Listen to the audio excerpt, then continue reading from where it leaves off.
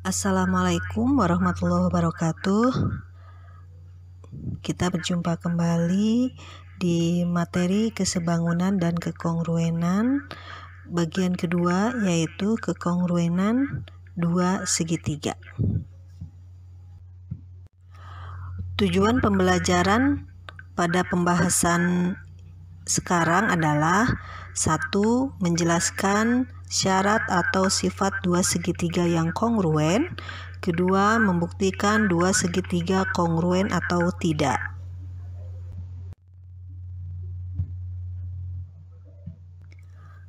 Sebelum kita membahas lebih dalam mengenai kekongruenan dua segitiga, kita ingat kembali syarat kongruen dua buah bangun datar.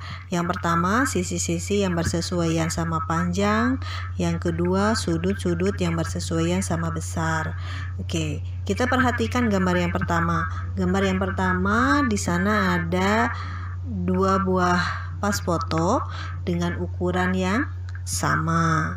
Oke, berarti sisi-sisi yang bersesuaiannya sama panjang.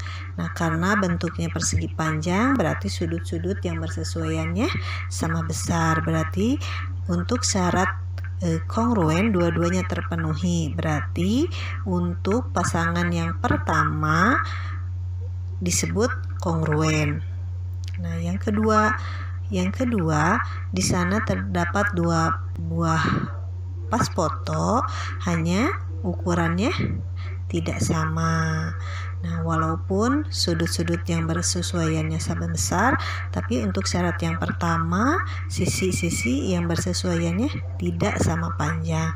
Berarti dapat dikatakan bahwa pasangan pas foto tersebut adalah tidak kongruen.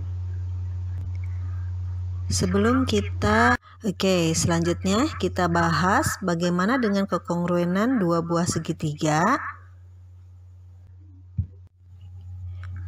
Nah, syarat kongruen untuk dua buah bangun datar yaitu sisi-sisi yang bersesuaiannya sama panjang dan sudut-sudut yang bersesuaiannya sama besar. Nah, syarat ini pun berlaku untuk segitiga. Berarti ketika dua buah segitiga, dia mempunyai sisi-sisi yang bersesuaian sama panjang dan sudut-sudut yang bersesuaian sama besar, maka dapat dikatakan bahwa dua buah segitiga tersebut adalah kongruen. Untuk menguji apakah dua segitiga kongruen atau tidak, sebetulnya kita tidak perlu lagi menguji dua syarat kongruen pada dua buah bangun datar, yaitu semua pasangan sisi-sisi dan sudut-sudut yang bersesuaian sama. Nah, sekarang khusus untuk segitiga, ingat ya, khusus untuk segitiga, dua buah segitiga dikatakan kongruen jika memenuhi salah satu kondisi berikut. Untuk kondisi pertama, kita perhatikan dua buah segitiga berikut. Oke, di sana terdapat 3 pasang sisi yang bersesuaian sama panjang. Nah, untuk segitiga, ketika kita bertemu dengan sisi-sisi yang bersesuaiannya sama panjang, kita tidak perlu lagi memeriksa sudutnya. Jadi sudah jelas bahwa kedua segitiga tersebut adalah kongruen. Nah, kondisi ini disebut dengan sisi-sisi-sisi.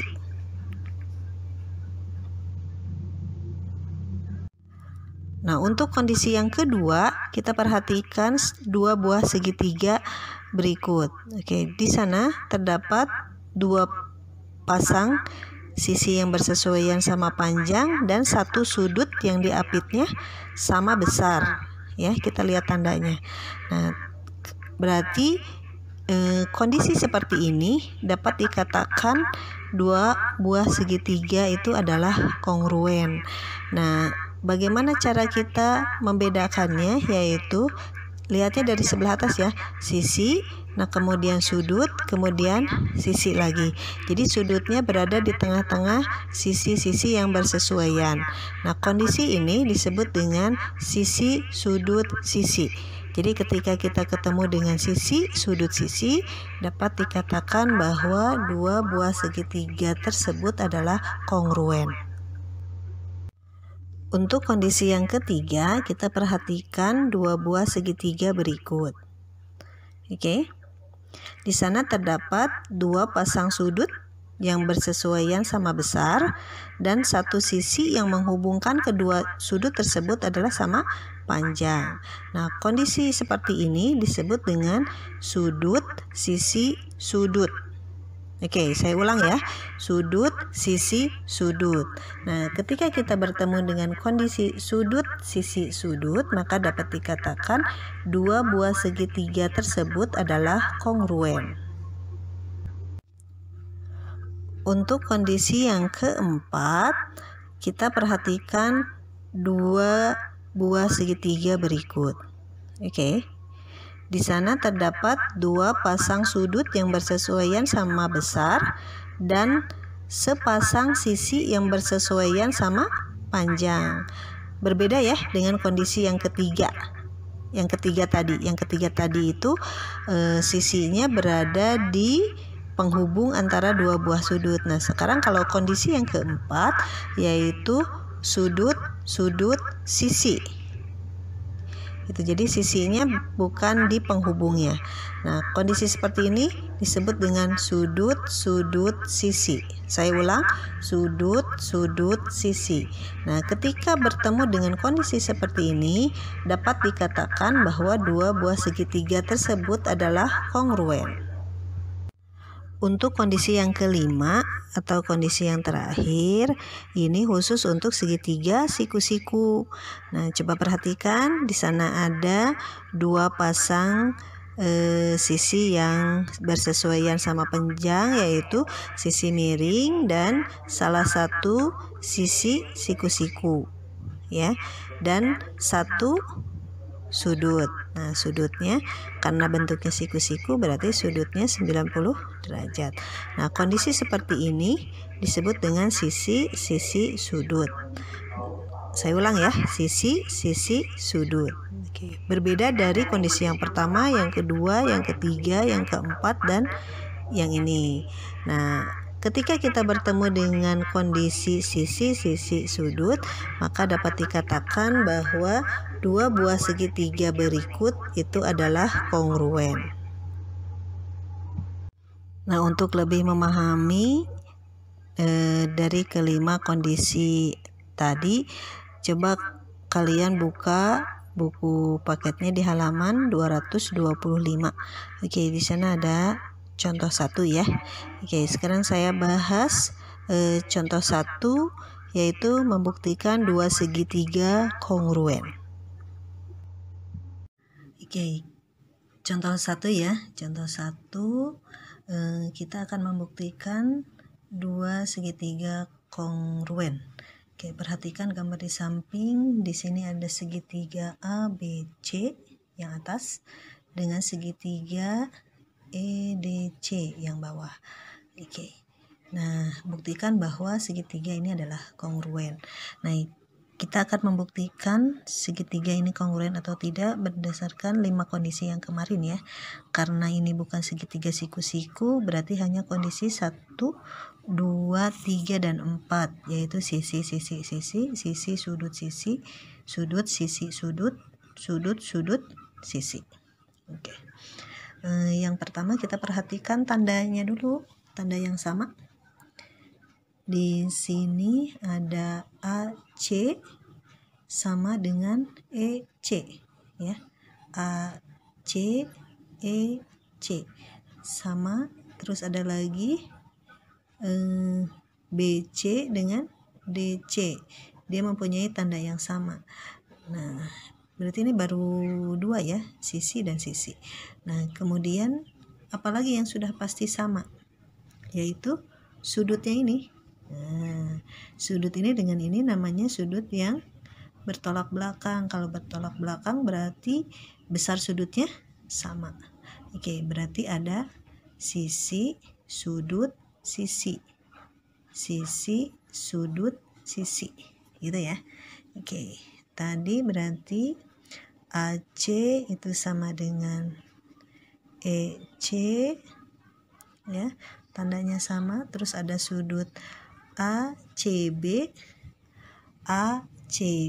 itu sama dengan sudut ECD. Oke, berarti ada BC sama dengan DC juga ya. Berarti ini sisi, ini sudut, yang ini sisi. Oke ya, sisi, sudut, sisi, berarti masuk ke kondisi yang kedua ya.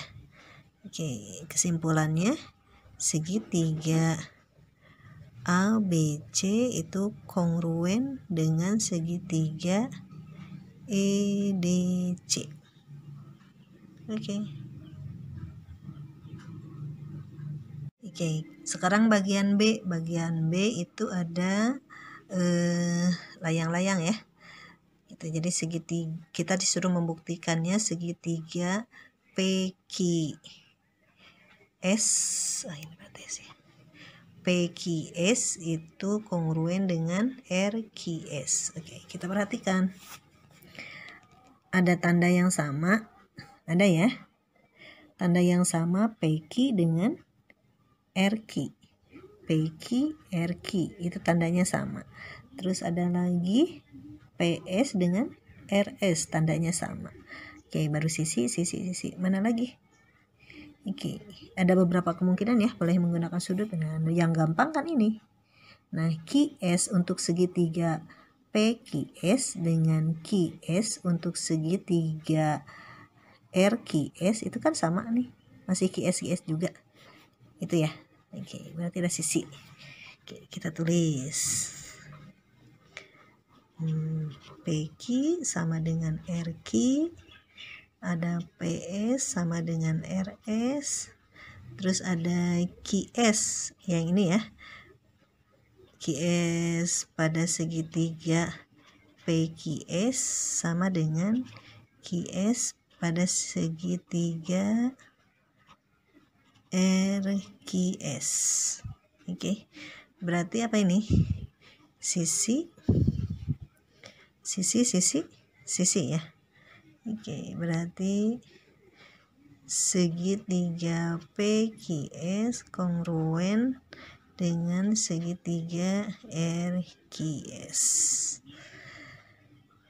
Oke, nah itu contohnya.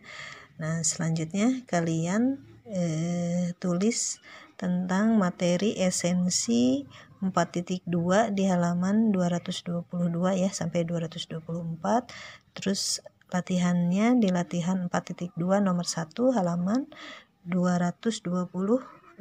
Oke, see you next time. Wassalamualaikum warahmatullahi wabarakatuh.